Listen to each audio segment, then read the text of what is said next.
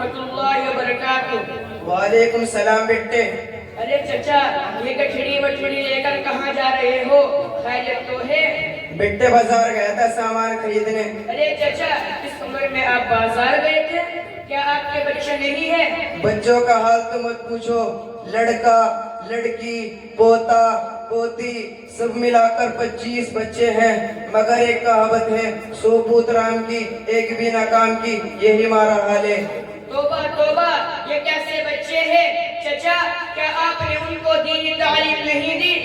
नहीं बेटा, हमने सोचा अगर हाफिज मौलवी बनेगा 2-3 हजार रुपए में किसी मस्जिद या मदरसे में नौकरी करेगा, 2-3 हजार में खुद क्या खाएगा और मुझे क्या खिलाएगा, इसीलिए नहीं पढ़ाया।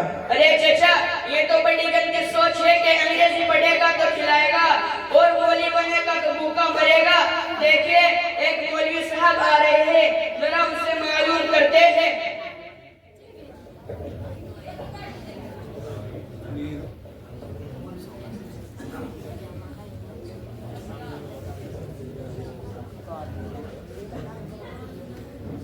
अस्सलामु अलैकुम व रहमतुल्लाहि व बरकातुहू। वालेकुम अस्सलाम व रहमतुल्लाहि व बरकातुहू। मौलाना साहब, हम आपके मदरसे में पढ़ते हैं और ये चचा कह रहे हैं कि मौलवी हाफिज 2-3 हजार पर नौकरी करते हैं, ये क्या खाएंगे और भी बच्चों क्या खिलाएंगे? मौलवी साहब, आप जरा इन्हें समझाइए। ला हौला वला कुव्वता इल्ला बिल्लाह। देखिए चचा, ये सिर्फ आपकी नहीं बल्कि अक्सर लोगों की यही सोच है कि मौलवी हाफिज खा कमा नहीं पाते। ये बहुत ही गंदी सोच है, जबकि खिलाने वाली ज़ात तो सिर्फ अल्लाह की है, जो रोजी देता है, जो खिलाता पिलाता है। अगर रोजी का ताल्लुक डिग्रियों से होता तो अनपढ़ लोग भूखे मर जाते, लेकिन ऐसा नहीं है। आपने देखा होगा, जिनको दस्तखत करना भी नहीं आता उनका नाम बड़े बड़े सेठों में शुमार किया जाता है। कहीं आपने देखा है कि मौलवी हाफिज भूखा मर रहा हो या खुद खुशी कर रहा हो या बेकार घूम रहा हो? हर जगह उसकी इज्जत होती है। इसके बरखिलाफ आप देखेंगे बीए पास घूम रहा है, डॉक्टर है तो उसकी डॉक्टरी नहीं चल रही है, वकील है तो कोई कस्टमर नहीं आ रहा है। क्या चचा ऐसा है कि नहीं?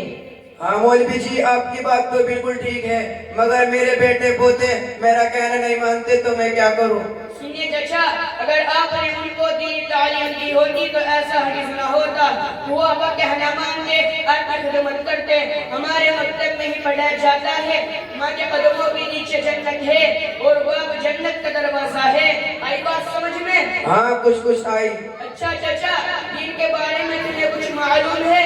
हाँ, क्या तुम अकेले मुसलमान हो? तो बताइए, गुस्ल में कितने फर्ज है? गुस्ल में 10 फर्ज हैं। नंबर 1 पानी का होना, नंबर 2 मंजन बुरुश का होना, नंबर 3 तौलिया लुंगी का होना, नंबर 4 लुट्टा बाल्टी का होना, नंबर 5 साबुन का होना, नंबर 6 कपड़े उतार कर नल पर जाना, नंबर 7 इस्तिंजा करना, नंबर 8 बैतुल खला जाना, नंबर 9 वजू करके जुमे की नमाज पढ़ना, नंबर 10 सबसे अहम बात सर्दी में गर्म पानी का होना। अगर ये सब चीजें न पाई जाए तो गुस्ल नहीं होगा। अस्तगफिरुल्लाह, अस्तगफिरुल्लाह। चचा, गुस्ल में 10 फर्ज नहीं बल्कि 3 फर्ज है। नंबर 1, अगर रोजा ना हो तो घर के साथ कुल्ली करना, नंबर 2 नाक के हिस्से तक पानी पहुंचाना, नंबर 3 पूरे बदन पे इतना पानी डालना कि एक बाल बराबर भी सूखा ना रहे। हाँ बेटा, इतने कम है, हम तो समझ रहे कि 10 पीस होंगे, ये तो बहुत आसान है। अच्छा बेटा बता, तूने ये और इतनी अच्छी तालीम कहाँ से हासिल की? चचा, क्या आपको नहीं मालूम कि मुदर्रिसा ने जामिया हुसुफा के नाम से एक इदारा चल रहा है, वहीं से हासिल की है। अच्छा बेटा बताओ, उस मकतब में क्या क्या पढ़ाया जाता है? उस मकतब में हिफ्ज़ नज़रा, कुरान मजीद, मआ तजवीद, लिल बनीन वल बनात, मुआविन नमाज, शहर हदीस, उर्दू पढ़ना लिखना और आला मियार पर बच्चों की तरबियत का बेहतरीन इंतजाम है। अच्छा बेटा, बहुत अच्छा। अल्लाह मियां तेरे मकतब को और ज्यादा तरक्की दे।